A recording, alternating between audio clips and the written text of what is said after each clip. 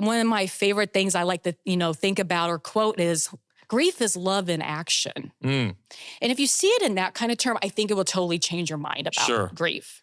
And so because it takes it from being passive to being active in that way. Exactly. Yeah. And another thing, as I was talking about the world grieving, that I really have been thinking a lot about lately is I think what we're seeing, and I think that's where you come, the result of protests, the result of a lot of things can really come out of grief. Sure. We're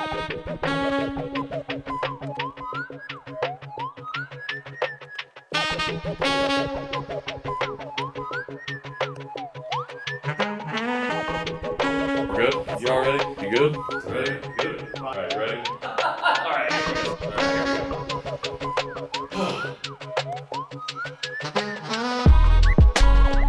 What's good, y'all? Welcome back to Conversation Piece, your place to discover the untold stories of Indianapolis. My name is Patrick Armstrong. I am your host, and this is The Open Door, a monthly series where we literally open the studio door and sit down with the community members of this city to talk about whatever is on their hearts.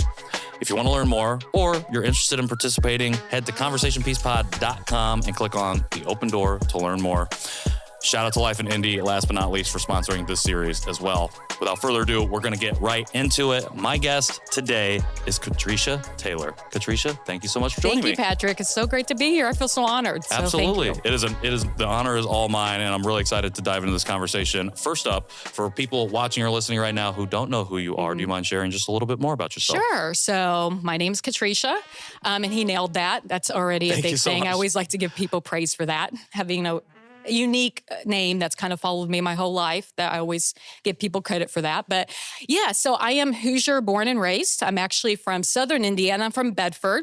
Okay. So if anyone knows anything about Bedford, it's the limestone capital of the world. So that's what, we kind of like to brag about. Go Stars. Bedford, limestone North everywhere. Lawrence. So, yep. and Damon not just Bailey. Here, but everywhere. That's the other thing. So when I moved up here, literally, I think actually it was Damon Bailey is more what I heard about. So it's just kind of funny. So yeah, so basketball, big basketball place, right? So, but then I moved up here to Indianapolis to attend the University of Indianapolis. It's actually where I went to college and graduated. Go Greyhounds.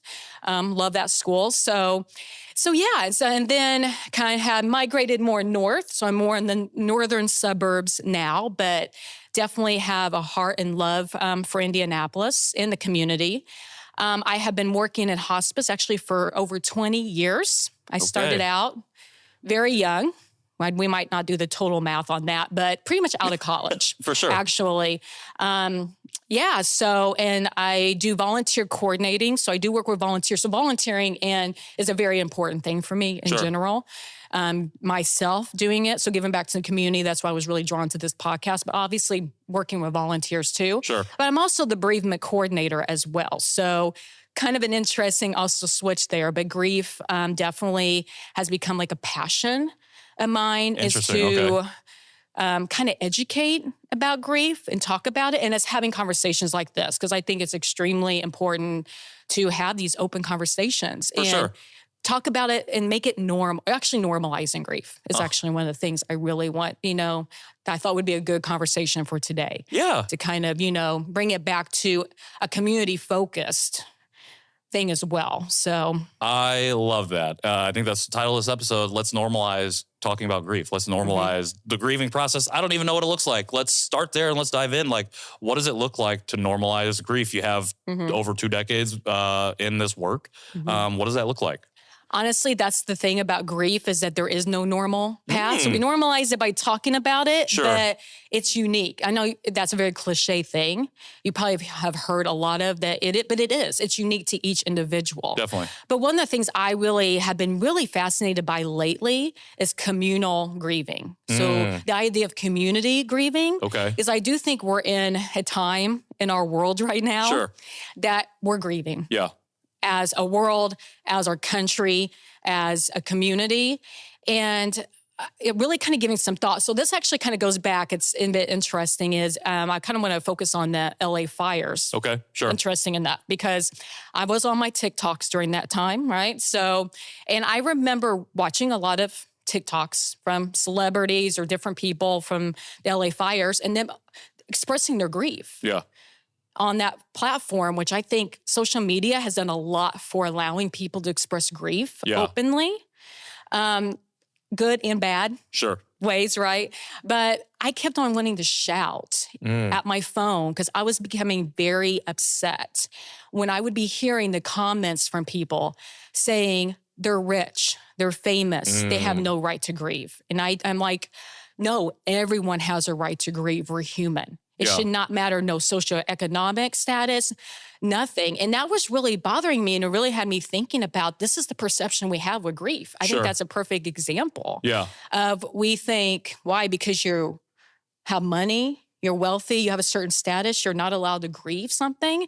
And I mean, obviously, I don't believe that at all. I mean, I think everyone has a right. It's a loss. And as humans, that's the one thing we can all relate to is loss. So that really got me really thinking of, once again, that we just have this definition of grief that's just, I just don't think it's healthy. Yeah. And once again, leading back to why do we not allow people just to grieve? It's, that is the one thing I've noticed. Why are we so scared to talk about it? Why do we not allow people just to grieve? Yeah.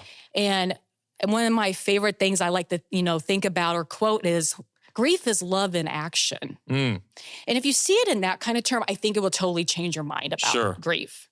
And so because it takes it from being passive to being active in that way. Exactly. Yeah. And another thing, as I was talking about the world grieving, that I really have been thinking a lot about lately is I think what we're seeing, and I think that's where you come, the result of protests, the result of a lot of things can really come out of grief. Sure. And that can be a very healthy... Yeah, because we feel it and then we need to have a means of expressing it. Exactly. And like you said, where we have a long history of maybe not having conversations or maybe even stifling the expression of grief because it maybe makes us feel uncomfortable. What does that look like for you? You talked about it's almost like a redefining of what grief means. How have you kind of built or gotten to your definition of what grief is during your time doing the work that you've done? That's a really great question. A lot of it has came professionally, obviously working with people and working in hospice, but also personally. I've had a lot of loss in my life. And so I've lost both my parents. My mother died in 2009. My dad died in 2012. Both were only in their 50s. So, and then during that period of time too, I lost several other family members, a friend. This was on top of working for hospice. So I was surrounded by, I call that my period of time, probably about 7 to 8 years of death consistently in my personal life and in my professional life. Yeah. So of course with that, it changes you. For sure. And the positive things of experiencing it personally was, it did change me to be able to provide better care to our patients, to the people who are grieving, because I was able to understand it on a whole other level. Yeah. So that's kind of just from personal and professional experience and just talking with several, probably hundreds at this point of people who are grieving. Sure. And I think when you find yourself having these experiences, these conversations over and over again, you can't kind of help, and maybe just from my perspective, you can't help but move towards wanting to understand what it means to grieve in community. And I appreciate you saying like that's kind of been the focus now. And I was wondering if there were any specific instances along the way in your journey where you saw communal grieving happening in a way that you're like, that you now find yourself tapping into to be like, that's a great experience that maybe we can model for other folks, or I can model for folks in my work. No, I love that too, because so really in the grieving world, there's two different types of grievers. Okay. And this can kind of go into more, this is kind of a generalization. Sure. And there are really doer grievers. Sorry, not really acting grievers. That doesn't make any sense, but doer grievers. And then there's more emotional grievers. Okay. I'm a doer griever. And actually I learned that because of the death of my parents, because my instinct was so my mom died of breast cancer. and my dad died of a massive heart attack. So both of those cases, I ended up just going full throttle into doing stuff for Susan G. Komen. I mean, doing all the walks. Yeah. I did fundraisers. I did stuff for the American Heart Association. I was just out here. And then I really look back now, because my heart really is, I'm very much a servant type of person anyway. Yeah. But I realized that was me grieving. Sure. Was me being able. So what I thought was really kind of interesting as we were talking about community grieving. I guarantee you almost every non-for-profit or any type of fundraiser, big event, a walk, if you think of all those that go around in our community, more than likely probably started from someone who was grieving something. For sure. Yeah. But look at the impact those people have made, not only with money, obviously big fundraising that have been able to lead to some major, things in like research and things like that, but just in general, bringing people together. Yeah. When you go on one of those walks, and I'm sure you've done those, right? Where you've done something very similar, that feeling of coming together. But it's actually, that's why I think is really kind of beautiful about it is, yes, we're grieving something, but we're doing it for kind of for a better cause too. And that kind of brings people together. So I have found that, and that's not everybody's way, but those who are kind of the active doer grievers, so they're going out there and they are volunteering. Yeah. I get a lot of volunteers because they have experience of family members who have been on hospice and they want to give back. So that impacts that. So I definitely think that's a really kind of an interesting way. I don't think a lot of people, other than they think of doing memorials or things like that. But there is other ways you can grieve. Yeah, for sure. And that's where I do think, once again, that kind of grief is love in action. You see that. Yeah, I love the idea of just there are other ways to grieve than just what we've normalized as being what it means to grieve. And again, grieving as an action as opposed to just feeling grief and experiencing it that way. I'm going to put this out in the air right now. We're going to have you back to have a full conversation because there's so much that I want to tap into. We're already running out of time. So I have just a couple more questions for you. Again, thank you for coming in and sharing some of this and giving us even just this short piece of time. First of these last few questions, we talked about different actions, different types and ways of grieving. Also that everybody has their own experience with grief. What do you think the biggest misconception about the grieving process is? Oh, I love this. And it might not be totally the way, but one of the main things I really wanted to talk about today, that's really been on my heart. You talked about speaking from the heart. And I'm trying to say this without it being controversial. I don't mean it in that kind of way. Now you're probably like, oh no, we need to edit. That's not what I mean. But biggest misconception is that we think we can fix other people. And it is our job, and it is not our job to do that. And like I said, it's never done in a malicious way. I don't think because these are people we care about, but we are so uncomfortable with sitting with people when they're upset, crying, that we want to say, get better. Right. And I have to say, with working with lots of grieving individuals, and including myself too, or even talking with people, that's not what we want. Sure. But that's really the biggest misconception is kind of like, we need to have someone say, come on, get over it. Yeah. Or, you can move on. It's time to move on. But no, we need to be able just to sit with them and be comfortable. And we do not do a great job as humans with being able to sit comfortably in silence. Yep. And we feel like we have to fix it, and that's not our job. And it's not our responsibility to do that. So I think that's one of the biggest misconceptions I have came across. I love it. I 100% agree. So I'm adopted, and over the last 4 years, I've been going on this journey of understanding kind of what that means and the loss and grief associated with the act of adoption. And I think that's a huge misconception for people, is just understanding that the savior aspect of it isn't actually a good thing. It's now a part of what's pushing this narrative that adoption is only a positive thing. And now we are learning about counter narratives, and we're building out a more nuanced idea of what that means. Yeah. And I think it's right in line. So thank you for sharing that. And I know you now live in Noblesville, but you have experience here in Indianapolis. What does Indianapolis mean to you, or how do you define Indianapolis? Yeah, so I do think about this often because I'm just amazed by I love what's going on in Indy right now and the Renaissance I feel like we're going through. It's exciting times to be here. For sure. And I love to brag about and tell my friends who live out of state. But you know how I would define it? And this might sound a little odd, but this is a compliment.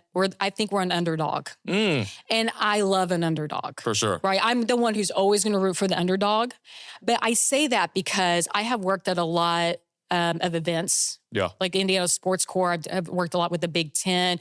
I volunteered here, for the Super Bowl. And the number of times I remember people coming from out of state and saying, we just didn't expect this to be, we love it here. And they're so shocked. And I just want to be like, yeah, we've been trying to tell you that forever. Come and visit us. But I do think there's a benefit to being the underdog because I think we're able to always constantly prove ourselves, For sure. right? So if they don't expect it, but they come here and they're amazed and shocked, I just think that even brings more attention I totally to agree. our city. So an interesting way of thinking about it, but I Yeah. actually think being an underdog is a very positive thing. I totally agree. I think we internalize that mentality and it shows up in the bodies of work of all of the people that are doing things in the city. I think we have to put both best feet forward because we're really trying to capture the attention of people who, are, like you said, aren't from here. And the only way we can do that is to go all out. And I think you see that passion and that drive from a lot of people. So I appreciate that perspective. That's a great definition. Katresha, fantastic to have you here. Thank you so much for this conversation. Definitely gonna have you back because I got a lot of things I want to ask you about grief. But before we let you go, last question. What's the best way for us to support you? How do we follow you? How do we find you? How do we do all the things for you going forward? Oh, well, thank you. Well, I could give you, I guess, my Instagram account. Actually, I'm very focused on, I'm a big foodie, but I do love supporting local businesses in Indianapolis. That's actually another side passion of mine. So it's A_heart_full_of_whimsy. I don't know why. At the time, I thought that was creative and fun, and I wanted to send a very positive thing into the community. Definitely. But that's a very hard, even saying that out loud, I've not said that out loud, actually. I don't think I ever have. But definitely follow me just because I really do try to have some fun. I really try to focus on stuff going on in Indianapolis. For sure. Like I said, it's my kind of side project. Well, it's that balance for the grief and the stuff that you have to deal with on a daily basis too. So it's like, you got to have both. You got to find ways to make space for both. Yeah. And I'm currently working for Brighton Hospice as well. So if you ever want to kind of ask more questions about hospice and things like that too. For sure. Absolutely. Brighton Hospice. You can find, all right. find me Sounds there. good. Well, we will have your Instagram handle linked in the show notes as well for people. So make sure you go support Katresha there. Brighton Hospice, if you want to learn more about hospice or have any questions about that process.